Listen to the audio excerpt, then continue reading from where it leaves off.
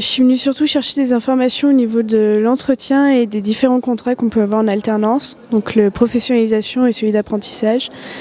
Et j'en ai eu déjà en allant au café coaching, où ils m'ont donné beaucoup de conseils au niveau de ce qu'il faut dire pendant un entretien. Et ici, j'ai eu surtout les informations au niveau des différents contrats, au niveau des heures de travail qu'on a en entreprise, au niveau du salaire qu'on peut avoir et des avantages et inconvénients au niveau de l'entrepreneur en fait. Je suis quand même plus intéressée par celui d'apprentissage, qui est souvent d'ailleurs le plus demandé par les employeurs.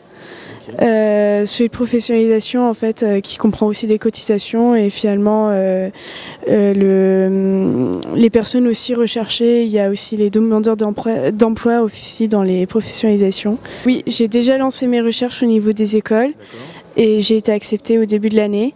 Donc depuis le début de l'année, je suis à la recherche d'un employeur et j'ai déjà fait mon CV, ma lettre de motivation et en fait la prochaine étape c'était l'entretien et c'est pour ça que j'étais allée chercher des informations. Oui tout à fait, donc moi je suis responsable du service jeune d'entreprise de la Chambre de métier et de l'artisanat du Rhône.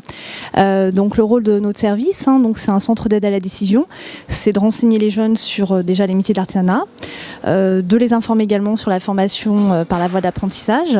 Donc l'artisanat, c'est plus de 250 métiers dans lesquels on peut se former, du CAP à la licence pro, voire dans certains métiers diplôme d'ingénieur.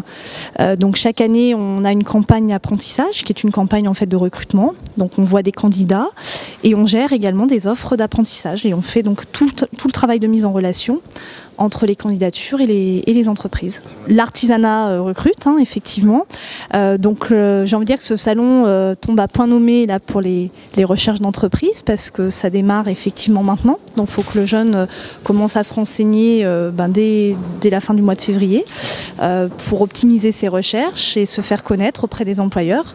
Donc nous, on rencontre les jeunes depuis là, le mois de février et ce jusqu'au mois d'octobre. Pour la recherche d'entreprise. Moi, effectivement, j'ai l'impression qu'en tout cas, l'image de l'apprentissage s'améliore. On le voit déjà dans le discours des parents, des jeunes. Il suffit aussi de voir l'affluence sur nos stands. Donc, je pense que là, on a un bon indicateur, en tout cas, à ce niveau-là. Et puis, effectivement, toutes les journées portes ouvertes des centres de formation, des établissements. Nous, on est présents sur les salons pour promouvoir justement cette formation et les présences sur les conférences témoignent bien que l'apprentissage a bien évolué en termes de représentation et d'image.